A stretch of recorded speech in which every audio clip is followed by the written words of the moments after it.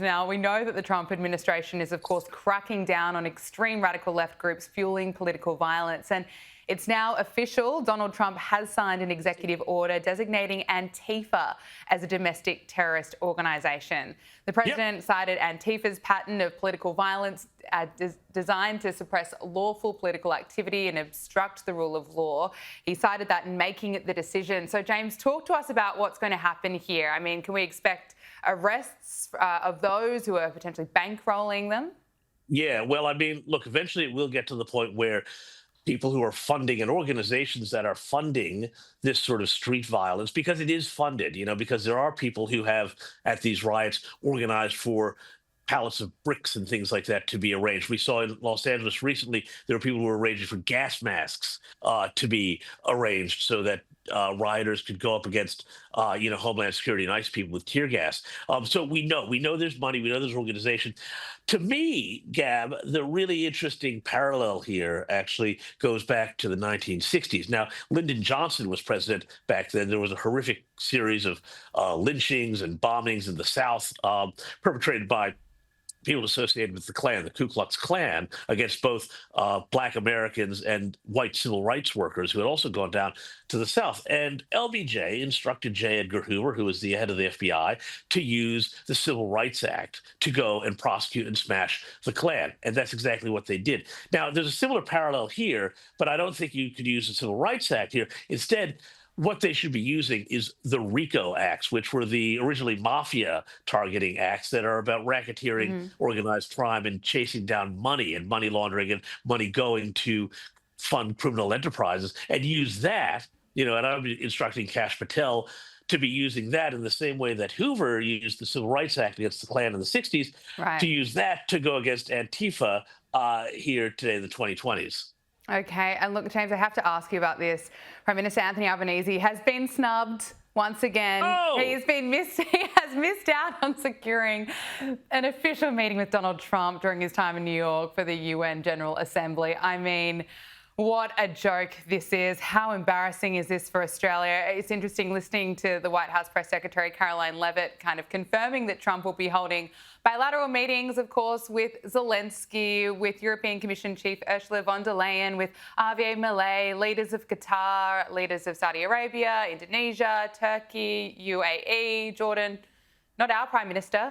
And why would Donald Trump make the time? I mean, and it says so much about the he should make the time. I mean, he should make the time. He should make the time, because Australia is an important part of the American security architecture in the Pacific. There's real reasons why we really should be having leader-to-leader meetings. And it's really bad, and it's a great discredit to Albanese that we are not having those leader-to-leader talks. I think it's a really, dangerous situation. But for the prime minister and the president, in a weird sort of way, this is kind of good for both of them, because neither one of them, I think, really wanted this meeting, particularly not a play.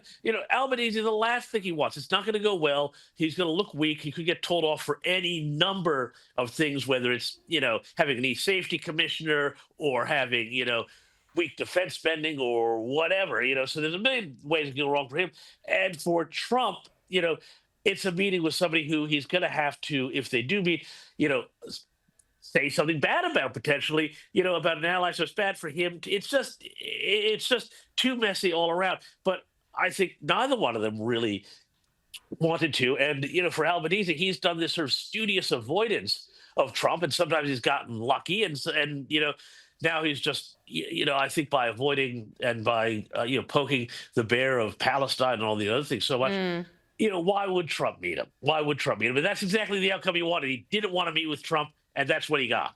Oh, look, I think I would love that meeting to happen so Donald Trump could, give him a piece of his mind, I guess. Leader meeting. Wouldn't it be brilliant to see? Meeting with a good leader, with a real leader who understands, that we are our best interests are with the United States, not with China, and that's what we need in this country. But we're stuck with this for the next 2.5 years. I know, and it's so depressing, isn't it, that just yesterday, Anthony Albanese defended Australia's recognition of a Palestinian state just hours after footage was released showing Hamas publicly executing 3 men. So this is at the same time this was happening. Anthony Albanese was formally recognising Palestinian statehood. And again, it just shows, I suppose, where Australia's loyalty is, and it's not with Israel. Well, I mean, this is so bad because it's like you can have legitimate grievances. I know some people have legitimate grievances with the way Israel has conducted itself in Gaza. That's fine, but it's like you don't, divorce somebody over this one particular thing. There's a long history here that will have to keep going on. There's a lot of different elements to that relationship, including again an important security relationship, an intelligence sharing relationship, which is really important. And to throw a bomb in this metaphorically by recognizing Palestine and annoying everybody, it doesn't help anybody. But this is the undergraduate student politics of Anthony Albanese. He's wanted to do this forever, so like he was going to do it, and he doesn't care, and he's rewarded Hamas, and Hamas now thinks like, oh, this is great. We kill a bunch of people, we blow up a bunch of people, we rape a bunch of people, we act, like the worst savages imaginable, and hey, look, we're gonna get a state. How good? It's a joke, Gab. Yeah, Come on. it is such a joke. It's disgusting, and I don't think Anthony Albanese, after doing that, deserves a meeting with Donald Trump, even though it does need to happen, and it's very sad for Australia that this is the state that we're in now, and that the US doesn't seem to want to have anything to do with us anymore. Now, James Morrow, I have to ask you, of course, about some lighter news, but just some pretty big news, of course, that Disney has caved. Jimmy Kimmel is now returning. So after lying about the most high-profile assassination since the 60s, being suspended for a week, lefties absolutely losing it. We saw Hollywood celebrities kind of in tears, protesters out taking to the streets, and now Jimmy Kimmel is coming back. Can I get your reaction? I don't care because I don't watch Jimmy Kimmel. I don't like, he's just really not funny. And he hasn't been funny for years and years and years, not since he did the Man Show, but you couldn't do the Man Show today. My God. Imagine that. Wow. There'd be a cancellation for you, but that gets down to the huge hypocrisy of this whole thing.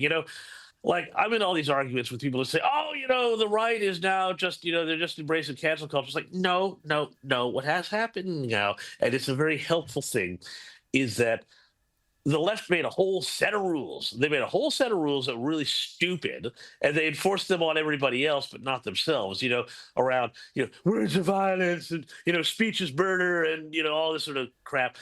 And now it's like, Trump is turning it around on them, and they're being forced to abide by the rules that they set for everybody else. And so I'm like, well, why is this a bad thing? It's not a bad thing. This is actually like, really, really good. Maybe they'll stop now, but my fear is that, of course, when they do eventually come back to power, which they will, they're going to say, "Oh, hey, let's go harder." So Jimmy Kimmel is like he doesn't mean anything in the course of this much bigger sort of debate. No, I agree with you there, James Morrow. Thank you so much for joining us on Power Hour. Brilliant to speak with you. Thanks, Gab.